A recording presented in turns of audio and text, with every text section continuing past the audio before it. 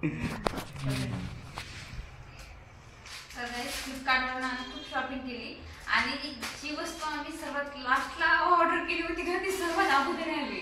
आम्ही दुसऱ्याच वस्तूची वाट पाहत होतो आणि आली तिसरी वस्तू. असं झालं. चला याचे अनबॉक्सिंग करू.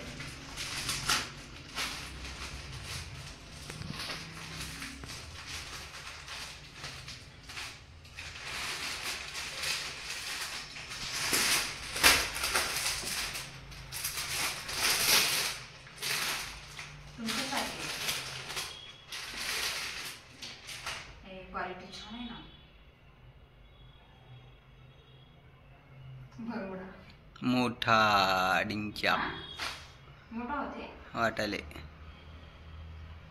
खरं येईल ना तुम्हाला. नाही मोठा होता. हो याला आहे ना ऍडजस्ट करायला. हा आहे की दोरी बांधायला. ऍडजस्ट करायला नाही आता तुला एक कारभार दिला कोणी होता की ऑर्डर करायला.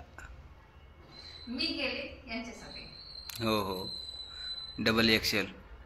नाही मी काय केलं माहिती का, तुमची जी रेग्युलर पॅन्ट आहे ना त्यावर पाहून केले माहिती का. त्यावर डबल एक्सेल होतं.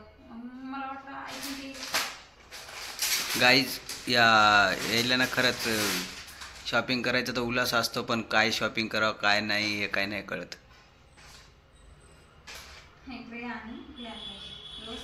दोन बरमुडे इथं.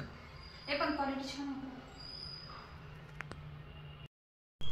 तर गाईज क्वालिटी वगैरे एवढी मस्त आहे ना, खूप भारी आहे. आणि हे बघा यांनी घातला पण. तर एकदम तुम्हाला क्वालिटी कशी वाटली? एकदम भारी वाटली. हो ना. बरं दादा मी व्यवस्थित ऑर्डर केली ना. बरोबर येते ना. आहे ना. हा येते.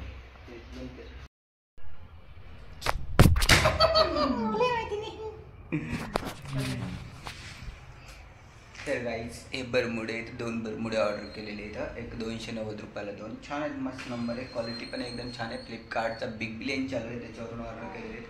5-7 ऑर्डर केलेले आहेत. तुम्हाला दाखवेल नंतरचे प्रोडक्ट पण कोणते कोणते आहेत.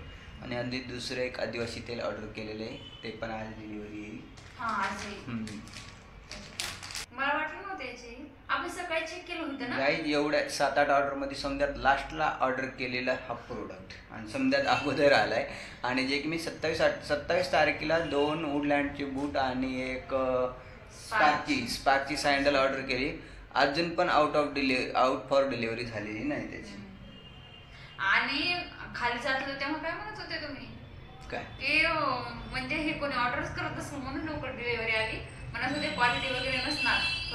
बिग बिलियनवर एवढ्या ऑर्डर चालू आहेत ना की जे ऑर्डर जास्त झाल्यानंतर ते डिलिव्हरी करायला पण लेट होतं ना.